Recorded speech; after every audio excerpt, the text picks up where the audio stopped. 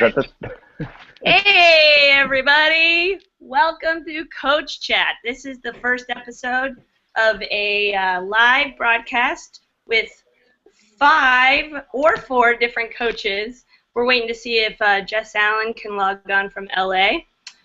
So what we're going to do is we're going to talk about coaching in different parts of the country and world, and you're going to meet some of my favorite coaches out there. So I'm going to introduce you first to our guests for today. I'm Amey Goerlich, and you can find me on improvtraininghub.com, where I teach my classes and other people teach their classes, or on E-MPROV.com. Chris. Yes. This is Chris Griswold, everybody. Hey, how's it going? Hey, good. So, Chris, where are you right now? Where am I in the world? Yeah. Okay, I'm in my humble bedroom in Bushwick in Brooklyn. Yeah, it's a lot of fun, guys. So, Chris, people can find you on Improv, the Improv Coaches site that's on the bottom of your screen. Improvcoaches.com. Just look for me on that site. It's a great site, started by Joe Burns. It's really helped a lot of practice groups in New York and coaches find each other. So yeah, you can find me there. It's the best place to find me. Great. All right, let's talk to Nate Smith. Nate Smith. Hello. Hi, I'm Nate Smith. I'm in Portland, Oregon, and I perform at the Curious Comedy Theater out here in Portland, Oregon, and I also perform on E-MPROV.com, so you can find me at bestnatesmithever.com if you want to contact me for E-MPROV classes. And if you're in Portland, you should come out to the Portland or to Curious Comedy Theater. You can go to curiousscomedy.org to find us there. And Nate, you have a really popular Tumblr, right? Where can people find that? Yes, and so from bestnatesmithever.com, you can find it's bestnatesmithever.tumblr.com is my one of my mini Tumblrs, because I have several. Multiple Tumblrs. Yes. And TJ, can you put your face in front of the camera? Sorry. Hey, I'm TJ Del Reno. I coach from New York. Back up, you weirdo. Can you pull your screen down so we can see you like as a real person? There we go. Guys, it's all that I can do. And all TJ, this you coach. Yes. So, Teach. Yeah. You coach improv in New York City, but you also teach voiceover, right? Yes. Yeah, I teach voiceover work for anyone that's interested in doing it for TV and radio. That's what I do as a job. My job is doing voiceover work for TV and radio, such as Super 8, Hotel, Capri Sun, AT&T, McDonald's, stuff like that. All the good ones. All the good ones. I've been doing that for 10 years, and I coached improv. So, TJ, you're from New York, but where are you right now? I'm in New Jersey now because we're going to go see 9 Inch Nails in a couple hours. So I'm real excited. All right. Very cool. So, guys, we're going to talk about some of the things that we're seeing in improv right now when we're in rehearsals and we're coaching. Anything that you see that's maybe different or strange or great compared to maybe what you've seen like 10 years ago, 5 years ago, that kind of thing. Man, I'm trying to bring back that swinging door. You know, trying to get that swinging door edit going again. I missed that swinging door. I missed that. We lost that. We also lost the we see he's wearing this. We see there's. We don't do. No one does that anymore. No, I do see that. I see that occasionally. I hate it. I hate it. Oh no. No, because here's the thing. I like it sometimes, but it feels like one of those like I'm gonna hug the back line moves. Yeah. I'm gonna do something from the safety of the back line that affects everything on the stage and not have to deal with it. Yeah. See, we see that Chris Griswold is wearing no pants. Oh. I like when people do overlays where it's like we see that it's raining out. Like if they're gonna make a scene worse, there's a breakup and it's just like we see there's a torrential downpour only on this man. You know, something. I'm fine with that. If it's completely in support, any backline move, if it's just to support, I love it. Yeah. Yeah. I think we lost that. I think we lost that play mentality of messing with each other, just because, like, I think it's, you know, everyone's too scared because they're like, oh, I don't want to mess, you know, you don't want to put someone on the spot that's not ready for it. Yeah, there's like a lack of trust, or and there's no mischievousness. Like you should be trusting that the other people want to be messed with, and that they're going to mess with you back. Well, in New York City, everyone's thinking their next improv show is going to get them on Broad City, so you know they're putting a lot of pressure on themselves. I just auditioned for Broad City the other day. I don't think I got it. Well, well, you never know. You never know. That's true. I got called in, so that felt nice. But apparently I knew the casting director, but I didn't. I was like, well, you know, he was like, how you doing? What's up? I'm like, yeah. I missed stuff like really old school stuff. Like I loved the kind of like group work you used to see in New York teams do, like the organic stuff that like grew into like a scene. Yeah, sure. Which is something I'm trying to do with Astronomy Club at UCB Lloyd Night, where it's like all their group games start with a sound and movement, and then they kind of like go into a scene based off of that.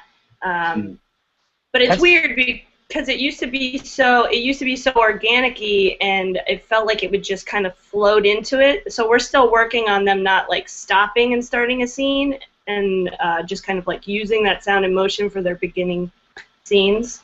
That's something that's really interesting because out here in Portland, our group is very uncomfortable with the organic starts or the organic transitions, and there's a lot of resistance every time we try to, you know, bring that to the group. Everyone's kind of like resisting it, and so it's weird because I like them. I think, you know, when a show can evolve like that without any outside stimulus and kind of be organic from the group, I think it's so much more fun. But I don't know where it's coming from, this resistance.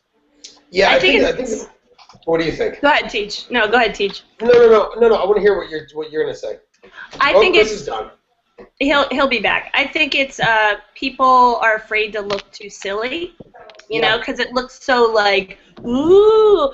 So, and I think you need to be in that headspace to be able to do improv in general. So when people are like, you know, what I have people do if I find like high school kids are being like, oh, we're doing this stupid thing. Like I have them do a stoic off, which is just like everyone's in a circle and they have to do like some really like bizarre sound and movement to the person. They have to like cross really slowly and make eye contact with them. So it kind of, you know, you have to try to stay without laughing. And if you laugh, you're out. So there's a little bit of a competition element to it. Fun. Yeah. That's called stoic off? Yeah, that's what I call it. I like that. I like that a lot. I think it's people don't want to look stupid. It's also the fear that you have that people don't follow that fear, because when you're doing organics, you don't know where they're going. So it's such a natural... It's such a thing of like you don't know. You're like, well, if we're gonna be going like you, it's like, you know, that fear of like someone's like, and players are like I'm organic, as Amey could tell you. Like I love that not knowing. I love finding like where is this gonna go. But there's a majority of people don't want to look dumb, but they get nervous and they're like, I don't know what this. The fear of not knowing. They're like the unknown. I don't know what this can be. I don't want to do it anymore. You mean? Yeah, that makes sense. I mean, fear's the biggest problem with any improv. I've been using a lot more of the like personal deal stuff from annoyance when I coach, just so that somebody doesn't have to worry about themselves, no matter what they're taking care of. And it's what's going on, TJ? What's happening over there? So I'm at my friend's house in Jersey. I haven't seen her in a while. That's great. I love it. Sorry. No, it's cool. My cat's probably going to make an appearance at some point. I hope so. We see Chris's cat on the bed walking around. Cool. Yeah. But I like that's one thing I really like about the annoyance stuff is just to eliminate that fear of you're taken care of, because I can kind of watch that just stress melt off of people I'm coaching sometimes when I address that with them. Yeah, I think there's something really really valuable about annoyances, making your own deal. Because you watch a lot of scenes that people they step out and they don't gift each other, and then they don't gift themselves. So you're just watching these neutral, stagnant things, Yeah. I enjoyed the few times that I've done annoyance workshops, but I feel like that's where I came from theater-wise, being like an experimental theater person, and then finding UCB and like having to dismantle everything I thought was funny about me, and learning kind of like how to pattern and how to play game. Once that fell into place, I felt like I was like, oh, this is easier to manage. Like I really liked, because I'm such a control freak that loves improv, so it's just such a juxtaposition. Like I really enjoy the fact that I can have a framework to what my goal is, what my want is as a character. So I think combining those mentalities is smart. It's just hard to study them at the same time, I don't know. I think that I've been breaking improv down into like first person, second person, and third person approaches. Where first person is like annoyance. You take care of yourself, give yourself a character game or a character philosophy, a deal, that sort of thing. Second person is gifting the other person. You seem angry, that sort of thing. And then third person is UCB of like game pattern, laying down structures, and you're kind of half outside the scene. And I think you need to learn all three approaches and then just kind of figure out where you fit within that triangle. I think people need to find their own approach, but I think what's great is the annoyance and UCB approaches are so different that it's easier to find your way between them, somewhere between them if you learn both. I don't know. I do some annoyance stuff with UCB 201 practice groups, just to again kill that stress, kill that. What do you do? Just the very basic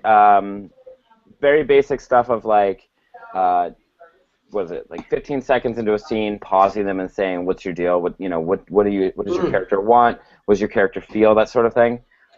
It was basically first day of annoyance AP2 class. It's just going through that, making them only say that line, and then going on to the next step of doing the scene normally, but they have to come back to that line repeatedly. They start to realize how easy it is if you just stick to your guns and if you just play that one pattern of behavior. So, yeah.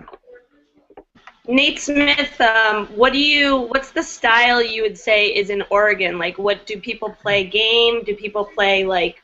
Are they more kind of experimental and loosey-goosey, or what's happening out there?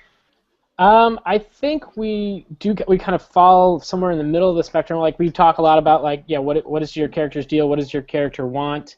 But real fast, am I showing up on the screen? Yeah.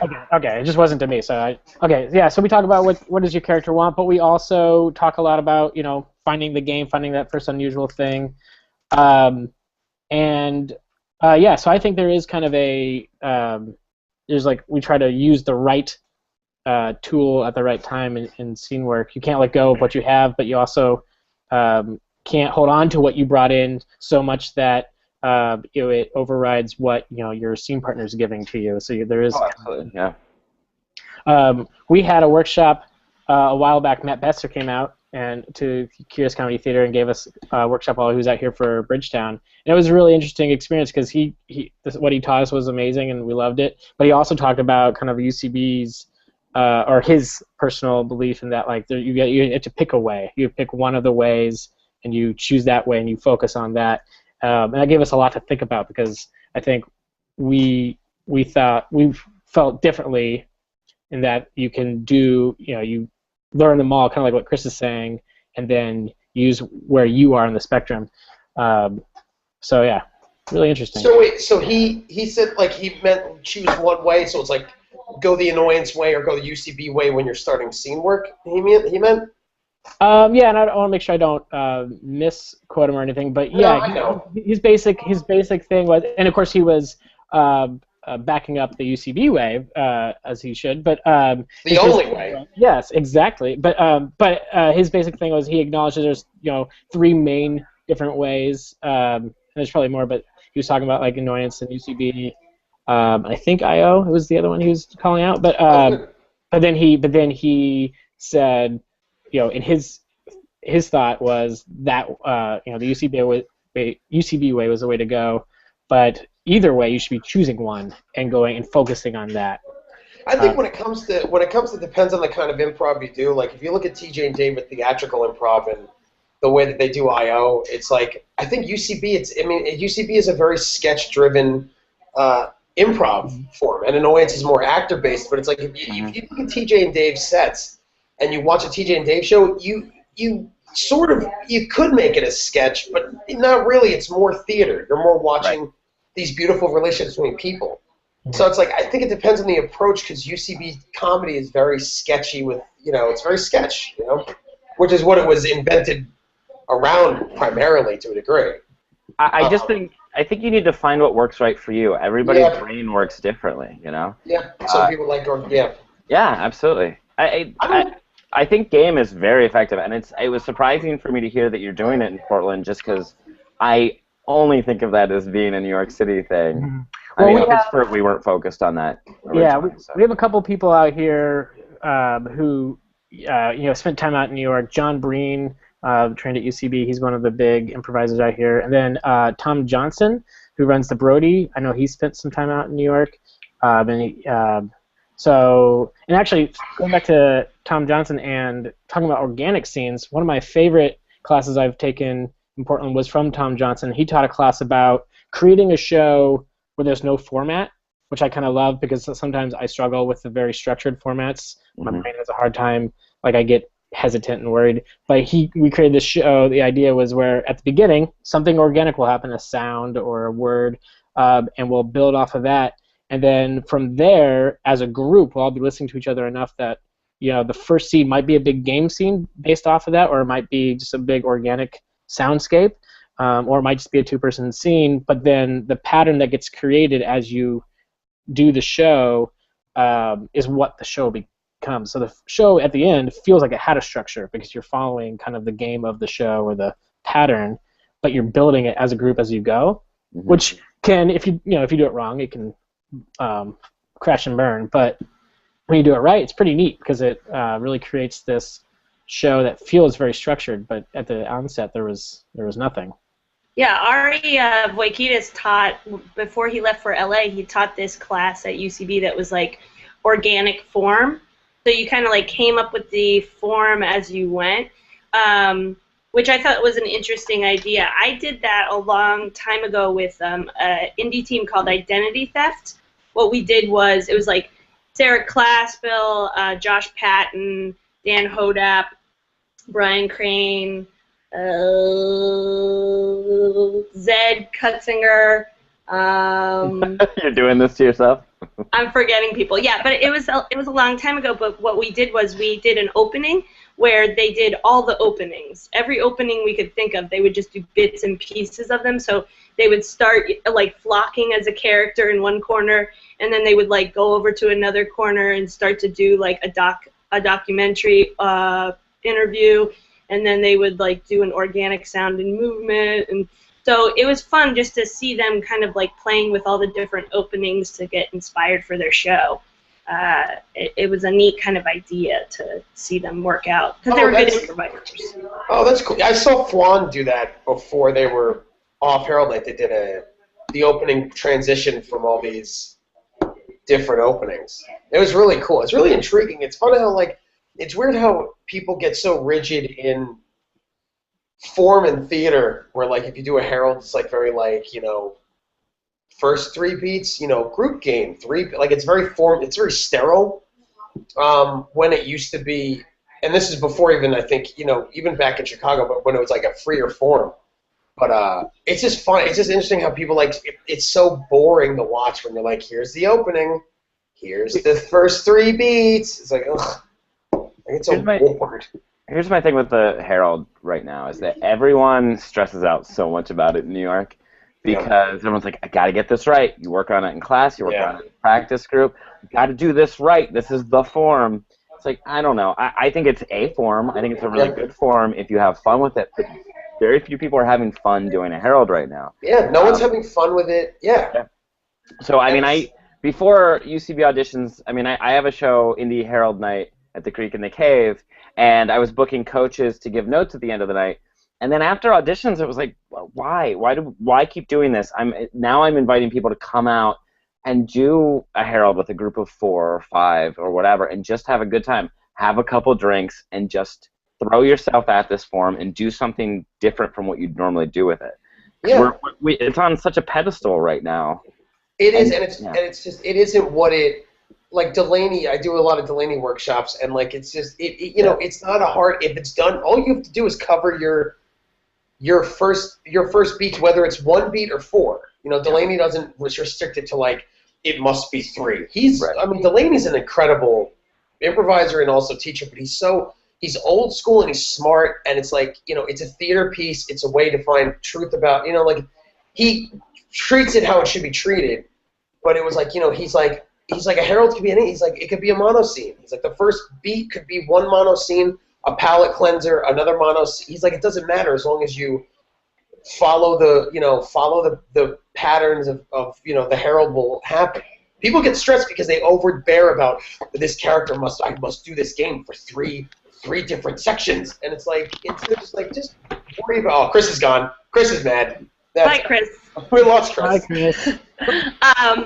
I was just gonna say, like, I think that's the way that I like to try to teach people how to approach game now, is that game is transferable.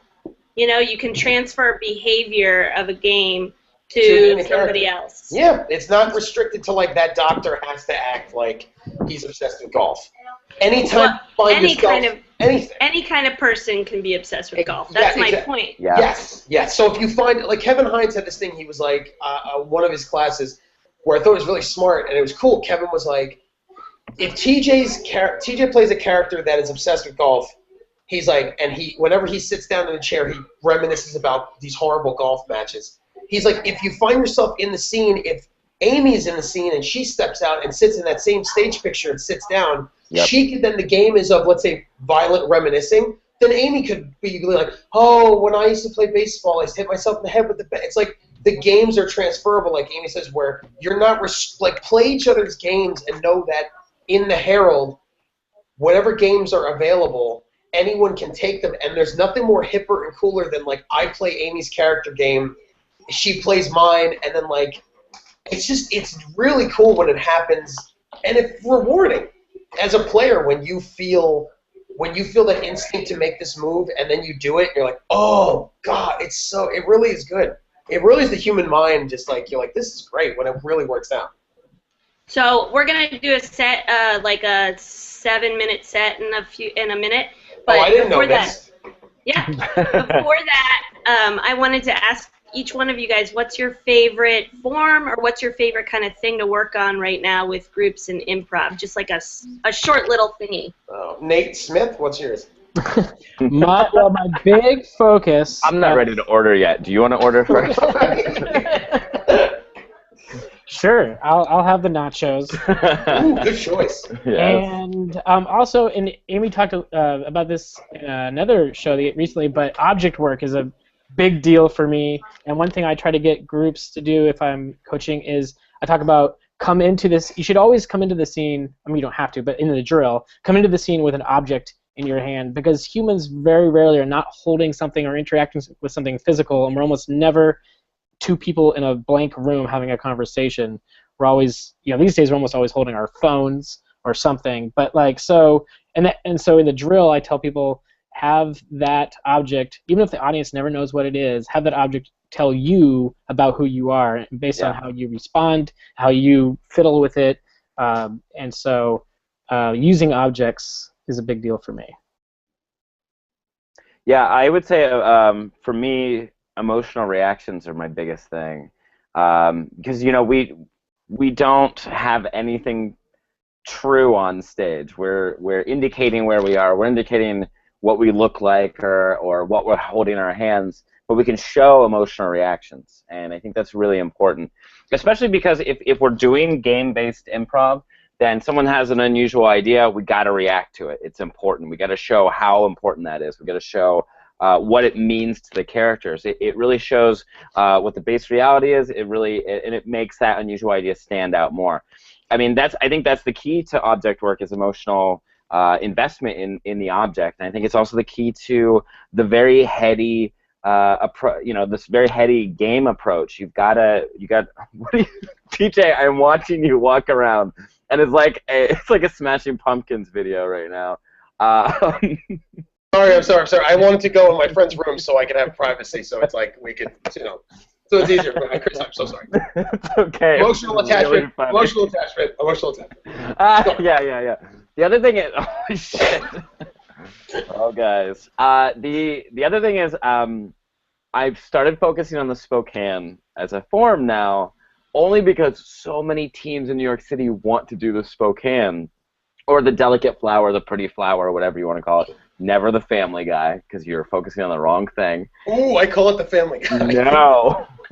No. But the thing is, it tends to be very hyper energetic teams that want the Spokane, and I think that a lot of teams look at it as like, wow, look how aggressive those edits are. But the thing is, I see a lot of teams doing them in indie shows, and they're kind of doing it to hide scene work sometimes. They're kind of doing it to hide weak scene work. And so I think the scene work has to be, I mean, in all improv forms, the scene work has to be the core aspect of it. So I've been working with a team, Sad Jazz, who beat me in Indie Cage match last week. That was coaching them.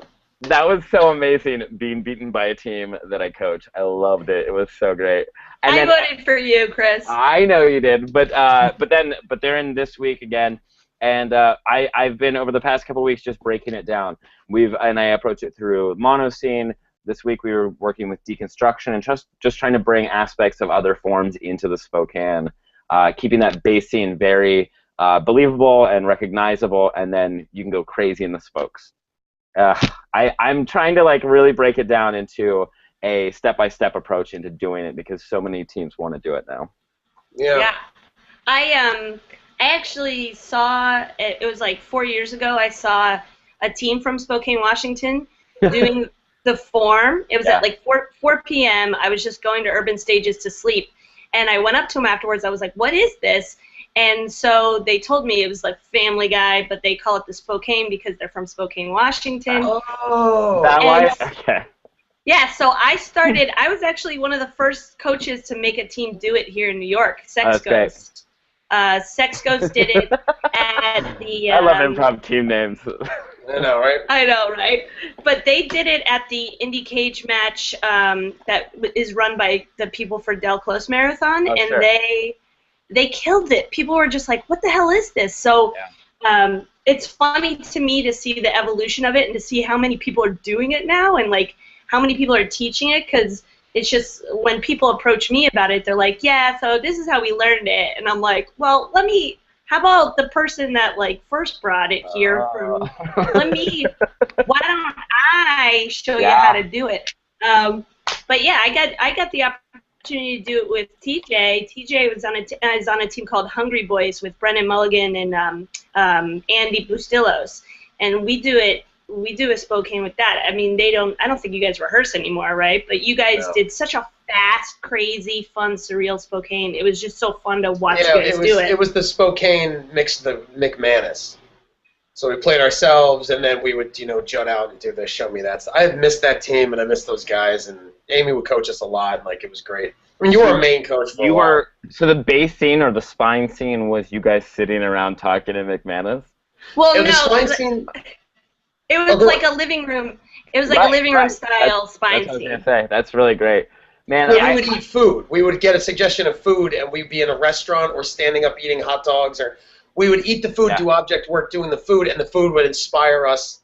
Like if it's Mexican food, or if we were eating something that was French once, And then we would just draw from our own experiences for the first couple lines. And I was like, hey, I really love Paris. I went to Paris. And then Brennan would gift me with like, oh, you went there to study to be a mime. And I was like, yeah, I did. It was great. And then Andy would, be like, I know sometimes you just shut up and don't say anything. And then I would just, pretend to be, in a box or pretend mime water. And Andy would be like, could you grab the real water? And like, it's a lot of play of messing with each other.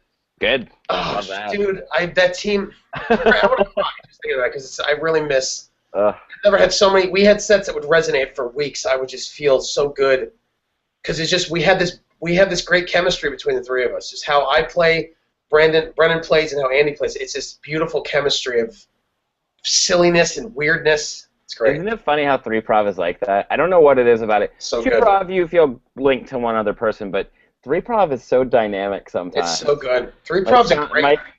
My team Sound Machine, I always think about our shows for weeks after we do them. I just love our shows so much. I'm privy to 4-Prov. I'm a big fan of the 4-Prov with my Kronk boys. Yeah. All right, so we don't have much time, so we'll probably just do one scene. I'm going to find a I didn't get to say what I talked about. Well, you know what, Teach? I'll have you on another time. Have the way just come back around. It doesn't matter. It's everything Chris said. I was just going to repeat it verbatim. All right, here we go. Our suggestion for our one scene is supermodel. Supermodel. Thank you. Supermodel. Supermodel. Supermodel. Supermodel. Veronica, you need to start eating, sweetheart. You're getting very skinny. Look, I just want to be on the cover of a magazine someday, okay? Well, you can, but you should be on there for your own well-being, your own desires, your own talents. Be on the cover of Violin Monthly or something. Violin Monthly? Yes. That's not glamorous. I want to be glamorous. Well, we all can't be your father, right, Robert? That's right. That's right. Look, we're all worried about you. We want you to take care of yourself. Look, nobody takes care of themselves in Hollywood, okay? They have people for that. That's what I want to be. I want to be a big star. Okay. Well, you can. I just want to see you be more of yourself. I want you to be more of who you are, not just a vapid skeleton. Tag out TJ and tag out Nate. So, basically what I did was I just got pregnant. Because when you get pregnant and you have a baby, if you've nursed them, you will be skinny for, years. So you just keep nursing them. My kid is 18 right now. And oh my God, you look so emaciated. It's wonderful. Right? So he sucks all the fat out of my boobs. Oh my God, that's great. Mom, I'm thirsty. Oops. Oh, better feed that baby. You know what? Give that baby here. I'm going to try and produce some milk. He's going to have to suck on your tip for a really long time. That's fine. I've been in Hollywood for 3 years. All right, Gerald, go over there and just start sucking and seeing if something comes out. Okay, but all right. Tag out Amy and Nate. Hey, Gerald, so what'd your mom pack you for lunch, man? Oh, well, what did my mother pack me for lunch? Yeah. My mother packed me just a milk bone and a milk bone, like a dog? And a bag of water. Oh my God, yeah. You're gonna be so skinny. I know. Oh my God, I'm gonna be such a big star. Oh my God, today's picture day.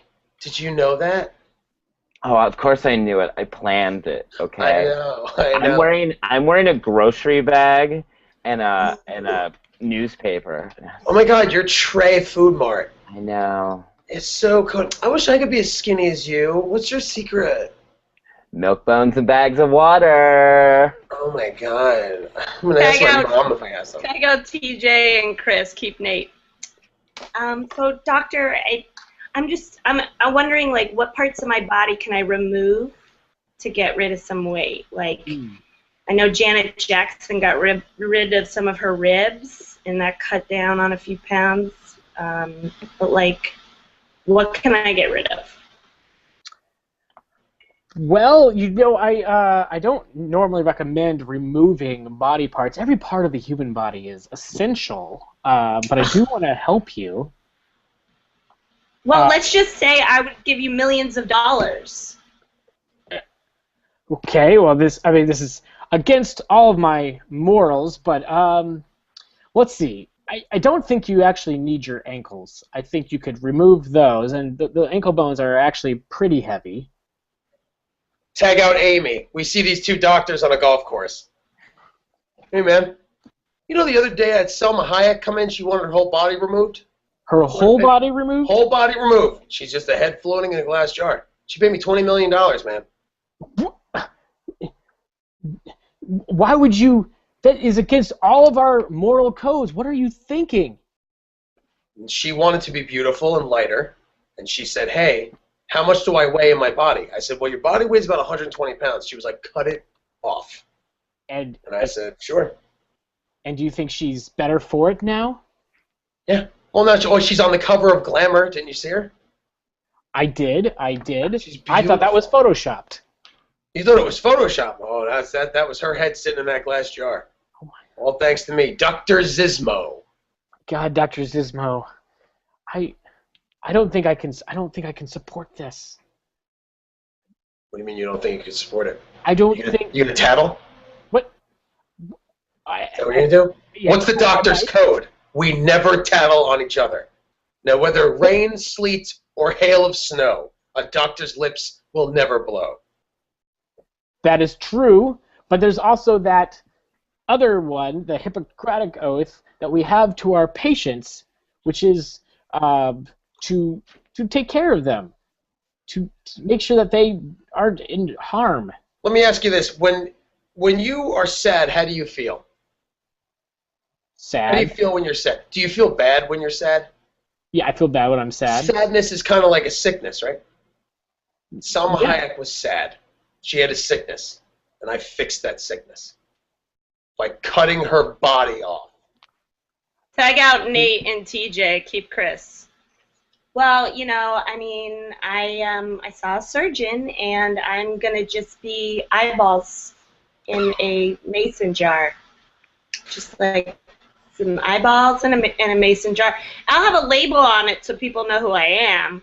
But I figured I'll be about 1 pound, which means I'll probably be a supermodel.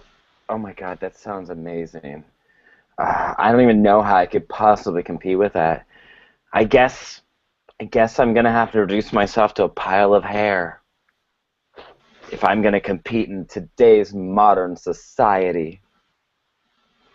We open on a runway where it's just piles of hair being blown down the runway.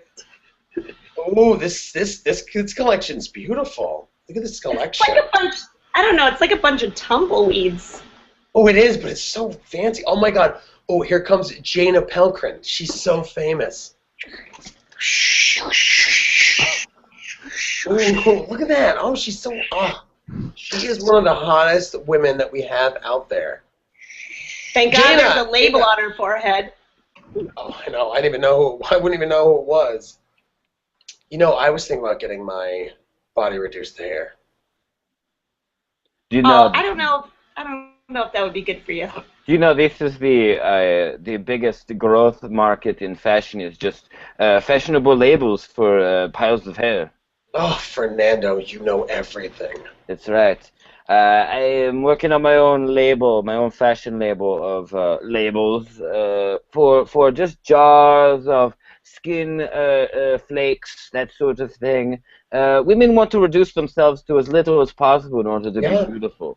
Oh, of course. I wish I could do that. Suddenly, a window opens and a gust of wind blows all the hair of the models all over the audience. Such a beautiful ending to this fashion show. Cindy Crawford's in my mouth. Oh God, Kate Moss.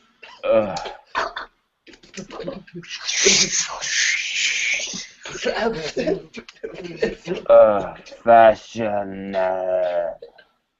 And scene. What a world we created, guys. What a world. So that was Coach Chat. that was Coach Chat. Thank you guys for doing this. It was really fun talking to you guys, and I'm sure I'll have you on again when I keep doing this. Yeah, that'd be great. Have a great day. Thank yeah. you. TJ, where can people find you? At the Nine Inch Nails concert. Yeah, the Nine Inch Nails, the PNC Art Center. You could Google me, TJ Del Reno. I have a website, tjdelreno.com. You can see my stand-up videos on YouTube, some improv videos, and then just email me, tjdelreno@gmail.com for any coaching gigs or anything. And I'll teach you all about, good improv stuff. Cool. And you've been seeing Chris, mine, and Nate's logos there on the bottom the whole time where you can find us. And we're all on Facebook, so, Facebook us, too, if you want to. And Twitter, tweet us. Yeah. Facebook us. All right, guys. Oh, that's your business card? Yeah, I got business cards, whatever. Oh, that's cool, man. Cool. I have this. Oh, nice. Yeah, that was You great. doing a LAN party, Nate? Yep. So my connection. TJ is laying on the ground. Oh my God. All right, guys. I'm going to stop the broadcast. Thanks so much. Bye. Hey, take care, guys. See you later. Bye.